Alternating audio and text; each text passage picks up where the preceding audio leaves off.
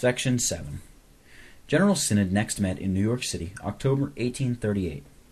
Reverend J.S. Blackwood was moderator, and Reverend J.S. M. Wilson clerk.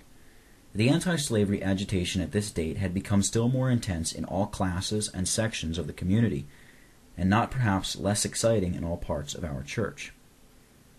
And about this time another question began to assume more importance among us than heretofore. This was the office of the deacon, or rather the nature and number of his functions, with the sphere and extent of their exercise, for, as on the question of slavery, only one minister, Samuel McKinney, was known to be unsound, so on the deacon's office, only Reverend C.B. McKee was known to be in error. All other ministers in the church believed alike in the divine institution and permanence of this office. Slavery was, for the time, the absorbing question, the chief bone of contention. Synod's table might be figuratively said to groan under the accumulation of papers.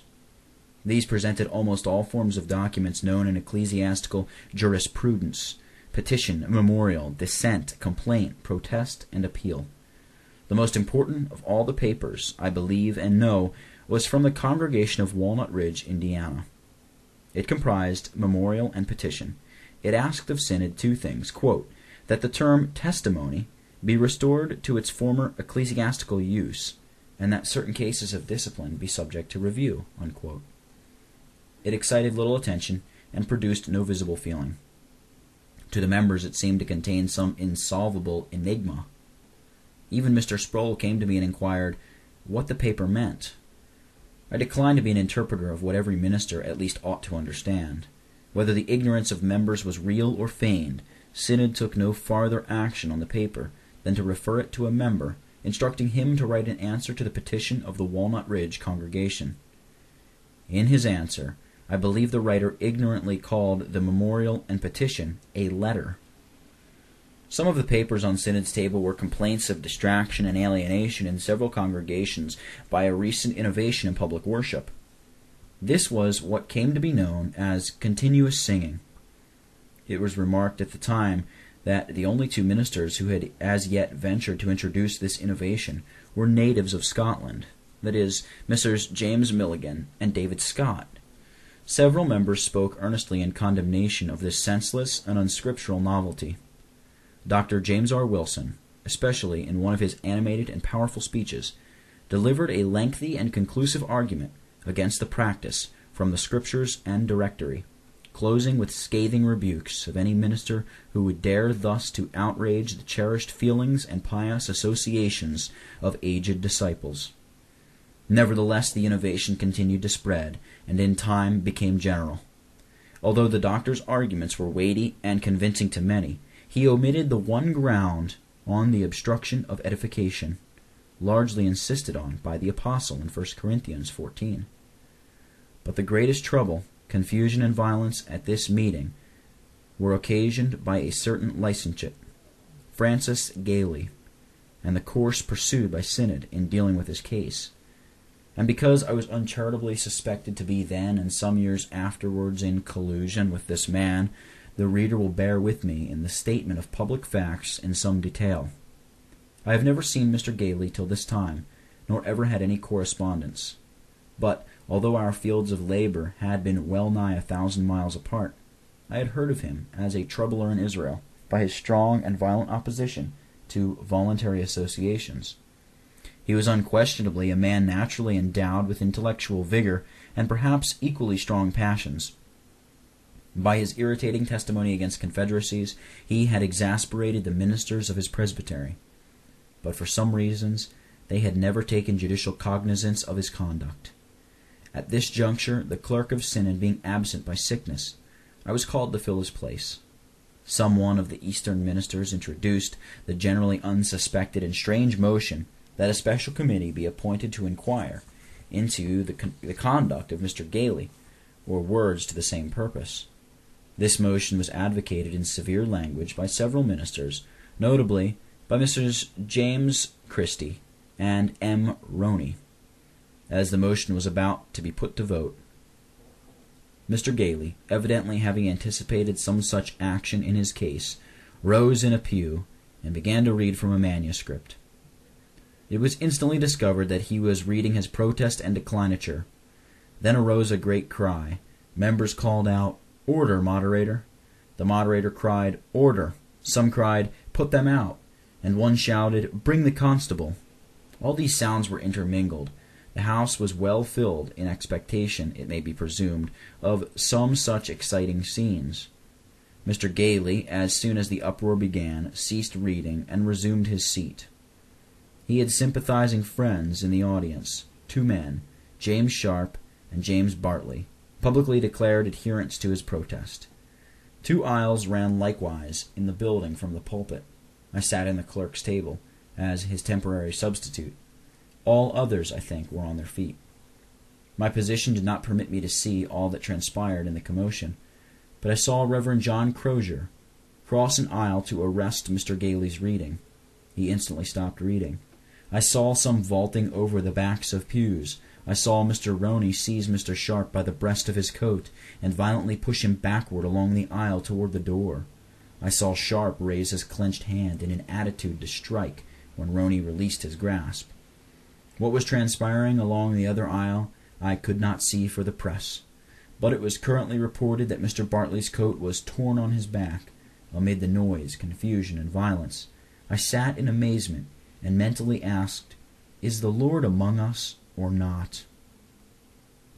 During recess, at the dinner table of the hospitable elder Mr. Andrew Bowden, I remarked, I think it would have comported as well with decorum and the synod's dignity to have allowed these men to have their say and deal with them afterward. To this, Mr. Roney forthwith replied with emphasis and asperity, quote, "Well, if men will not keep order, they ought to be made keep order," unquote. I merely added, quote, "The first principle of church government is that her power is wholly spiritual," unquote. And the subject then dropped. Mr. Gailey, as a matter of course, was promptly suspended by the synod. But, however deserving of censure the licentiate might be, synod disposed of his ease clave errante in violation of ecclesiastical order. Resort to the exercise of original jurisdiction in the case was wholly unwarranted and manifestly wrong. If the probationer was worthy of censure because he had refused to accept a succession of calls without assigning any reason, and if he went through the congregation stirring up strife among the people, etc., as was charged against him illegally on the floor of General Synod, any unbiased and intelligent person will naturally ask, why did his presbytery and the Eastern Subordinate Synod suffer him to run at large in such a course? The attempt by General Synod to give him over to a special committee for examination was obviously irregular and tyrannical. For suppose the Synod had original jurisdiction in the case, there was no formal libel furnished to Synod's special committee, no witnesses named or time allowed to summon them, or for the accused to prepare his defense. Mr. Gailey continued to preach and had a considerable number of adherents in almost every section of the church. He also began to publish a bi-monthly magazine. After my return home from Synod, Mr. Sproul wrote me, as a matter of startling news, quote, "Gailey has commenced editor, and without a shadow of literature," unquote. This was true, as I had both facts verified ere Mr. Sproul's letter reached me. As to many others, Mr. Gailey had mailed to me a copy of his first issue. I was pleased with his first number, because it was mostly filled with important and seasonable matter, and hoping for a continuance of such matter, having discontinued what Mr. Blackwood designated, that shackling thing, Mr. Roney's Reformed Presbyterian, I subscribed for Gailey's pamphlet, without a shadow of literature. This first number contained copies of certain papers framed by intelligent and faithful elders, and which had been presented to the late Synod. They had been disposed of by Synod so as neither to be incorporated with its minutes nor added as an appendix, but as warmly expressed by some members, quote, "Let such papers be kicked under the table," unquote. Indeed, I was pleased to see those documents resurrected, that others might see them and be instructed by them. A succession of these papers disseminated among our people added to the popularity and influence of the editor, whom too many supposed to be the author of them. When this supply became exhausted, and the editor had to rely mostly upon his own resources, his incompetence in doctrine and order and in literature became gradually apparent. In the time of his brief popularity, he became quite self-confident in conduct and denunciatory in his language. Yet there was one thing lacking and earnestly desired: ordination. He was so anxious to be clothed with office that he was not at all scrupulous as to the source whence it might be obtained. Accordingly, he applied to the new lights. And here a footnote. In writing history, an author will sometimes find himself obliged to employ some words and phrases of reproachful character, and to which may have been affixed one or more ideas very objectionable.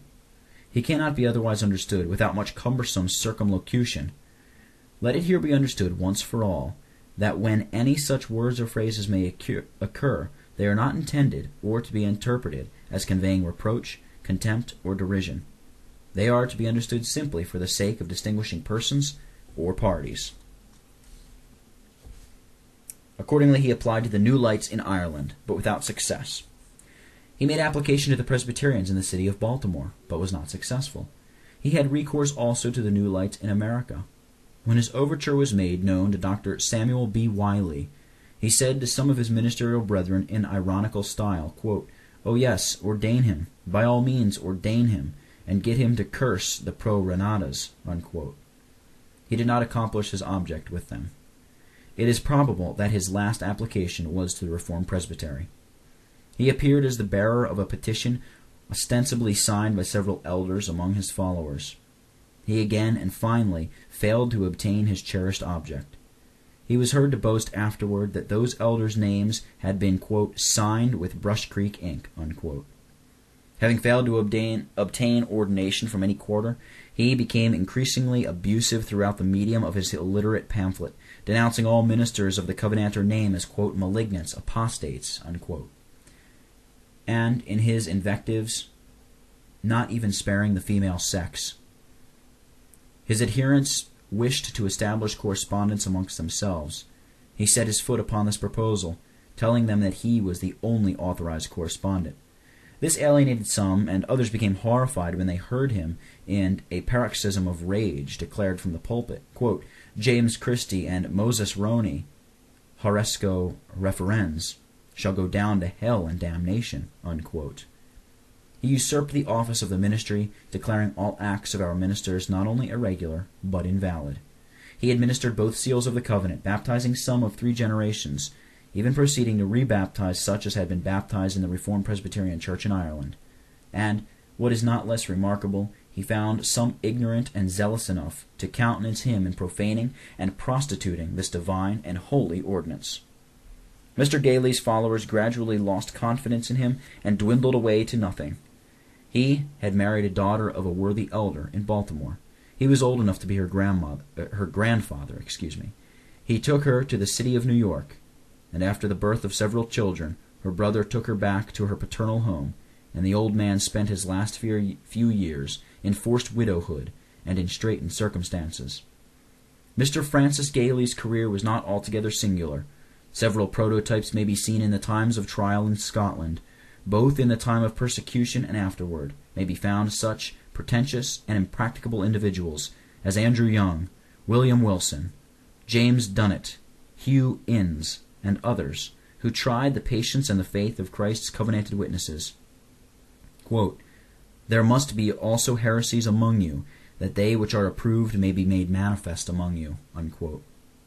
This warning enforces the divine injunction, little heeded in our time, quote, "Try the spirits, whether they are of God." Unquote.